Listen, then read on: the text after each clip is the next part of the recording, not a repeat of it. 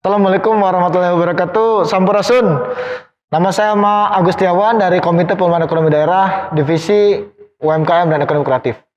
Mohon izin ya, tetap pakai masker double, lalu bila perlu pakai sarung tangan untuk menjaga penularan pencegahan kepada orang-orang terdekat Anda.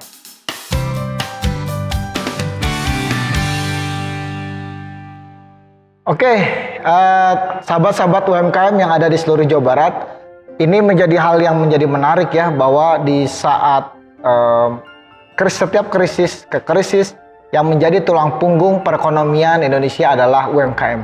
Dan UMKM selalu menjadi isu, dihangatkan, diangkat oleh setiap para pejabat publik yang ingin maju menjadi seorang pemimpin maupun legislatif untuk maju mewakili rakyat.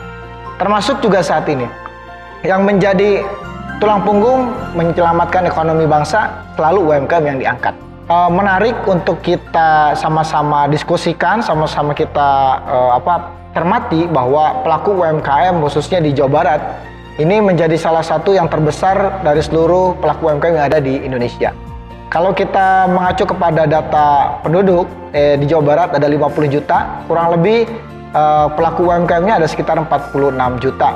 Dan itu hampir sama dengan penduduk di negara-negara seperti Spanyol, negara-negara Selandia Baru, sehingga ini yang akan menjadi tidak mudah untuk pemerintah untuk concern membantu pelaku UMKM. Oleh karena itu di Jawa Barat banyak sekali organisasi-organisasi, baik itu yang induk ya seperti Kamar Dagang Indonesia, Kadin Jawa Barat, yang memang secara amanat undang-undang nomor 1 bahwa Kadin adalah menjadi wadah bagi asosiasi atau pelaku usaha yang ada di seluruh Indonesia, khususnya di Jawa Barat.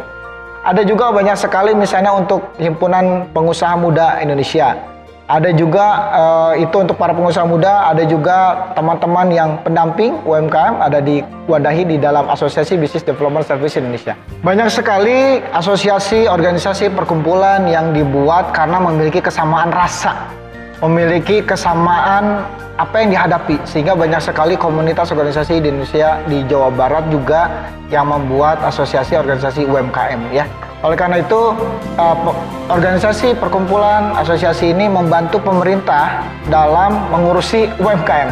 Karena itu kita respect, kita menghormati, kita menghargai. Terima kasih banyak kepada para organisasi, lalu komunitas, juga teman-teman asosiasi yang membantu tugas dari pemerintah untuk mengembangkan UMKM. Sahabat-sahabat UMKM yang ada di Jawa Barat, kalau kita melihat dari proses bisnis ya, ada input, ada proses, ada output, kita bisa lihat bahwa sebetulnya input sumber bahan baku, sumber SDM, dan juga sumber modal di Jawa Barat sudah cukup banyak.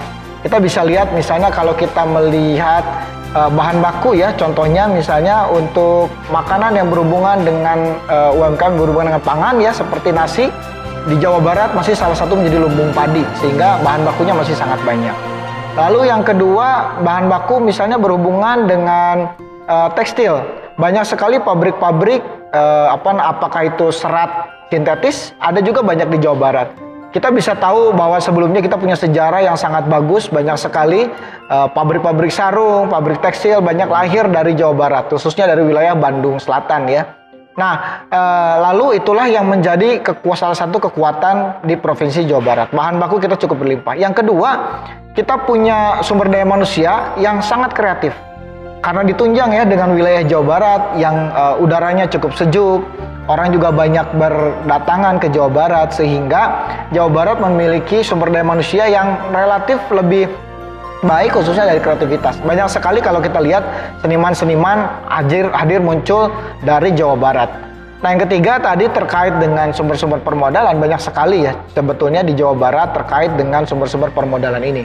Nah, hanya saja memang di masa pandemi COVID-19 ini hampir semua lembaga keuangan sangat juga terdampak dari pandemi COVID-19 ini. Oleh karena itu salah satu kebijakan yang kita dorong kepada pemerintah adalah bagaimana caranya merestrukturisasi bagi teman-teman pelaku UMKM yang sudah mendapatkan pembiayaan dari lembaga keuangan. Bagaimana caranya untuk interest atau beban itu dikurangi sehingga sampai kondisi ini kembali normal.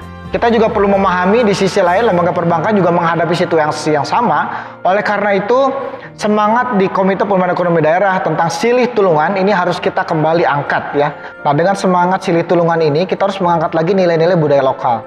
Contohnya apa? Kita punya koperasi. Nah, badan hukum koperasi inilah sebetulnya yang bisa bagaimana kita bergabung di dalam koperasi dan memperjuangkan tujuan yang sama. Contoh misalnya kalau di situ adalah petani padi atau misalnya produsen eceng gondok untuk dijadikan tas. Nah, berarti mereka akan membutuhkan bahan baku eceng gondok.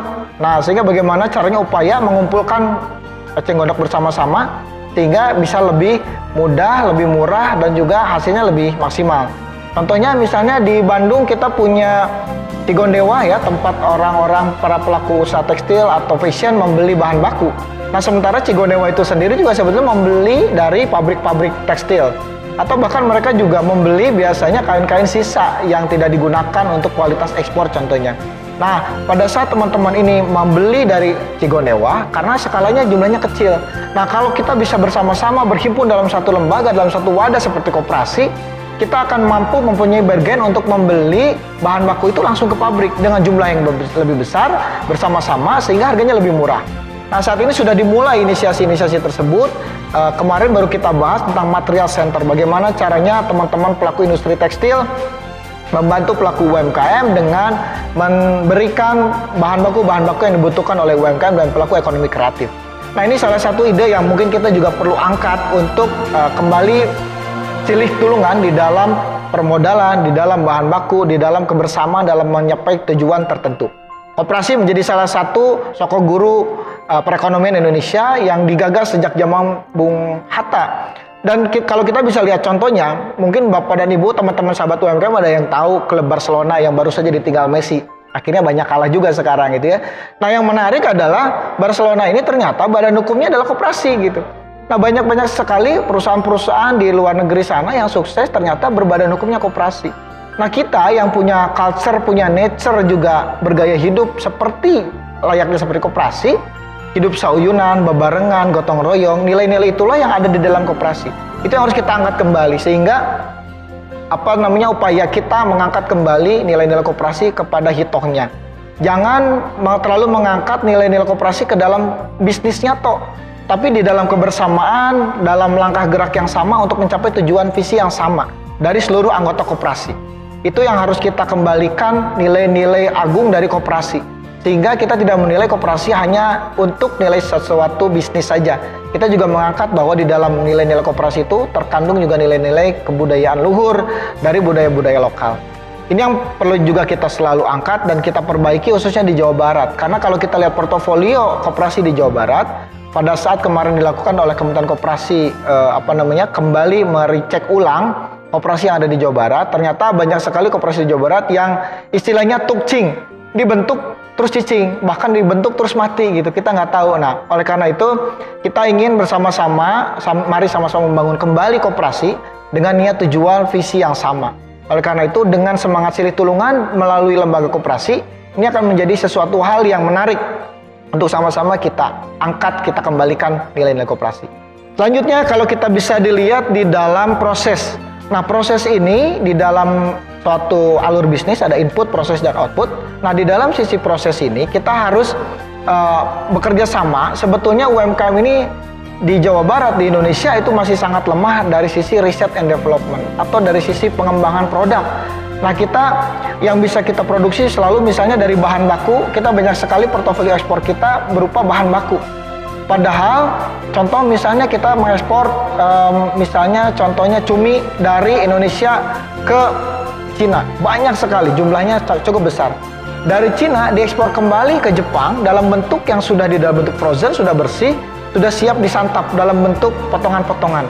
Ini nilai tambahnya sebetulnya hanya sedikit di Cina, tapi nilai ekspornya akan menjadi lebih besar karena ada value-nya di situ, value added-nya di situ, ada prosesnya. Oleh karena itu, kita ingin mendorong sama-sama pelaku UMKM di Jawa Barat, bagaimana caranya kita bisa menciptakan nilai tambah dari suatu produk. Jangan kita menjual produk yang raw material.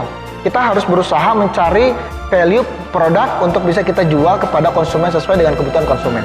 Nah, kami ingin mendorong bagaimana caranya kalau kita bicara pentahelix ada akademisi, bisnis, community, government, dan media. Nah, kita perlu sekali riset yang dilakukan oleh teman-teman akademisi, para peneliti, balai-balai besar, lalu pihak teman-teman akademisi di kampus maupun para researcher lepasan. Bagaimana caranya kajian-kajian yang sudah selama ini dibuat, riset-riset ini bisa inline dengan kebutuhan industri.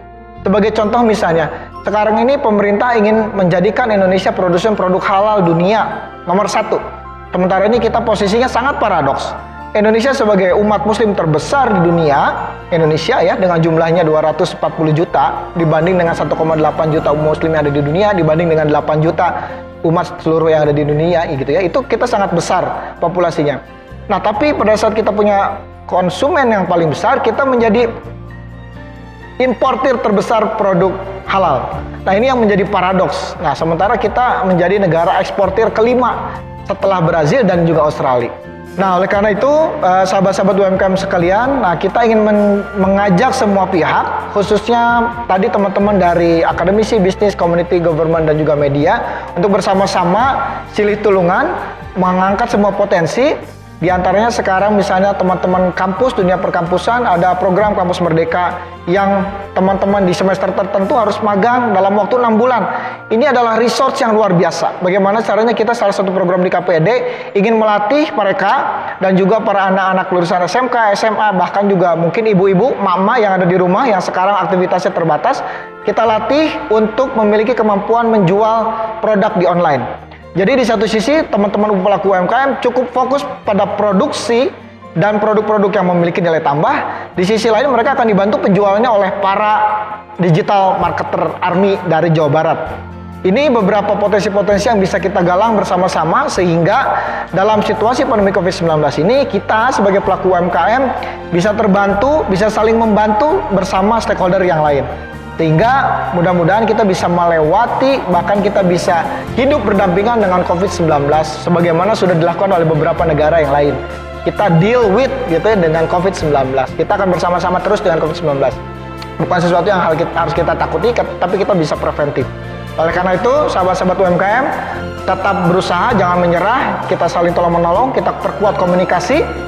Jangan lupa kita sekarang punya 5M ya, ada 3M, 5M, 7M. Tapi yang tetap adalah jangan lupa tetap pakai masker, tetap mencuci tangan, tetap menjaga jarak, menghindari kerumunan dan juga mengurangi aktivitas. Mudah-mudahan itu yang kita bisa diskusikan pada podcast kita pada sore hari ini. Terima kasih kepada Kang Erik dari divisi komunikasi dan juga gerakan dalam membantu ide-ide kita tersampaikan kepada masyarakat umum. Terima kasih kepada seluruh masyarakat, khususnya pelaku UMKM di Jawa Barat. Sampurasun. Assalamualaikum warahmatullahi wabarakatuh.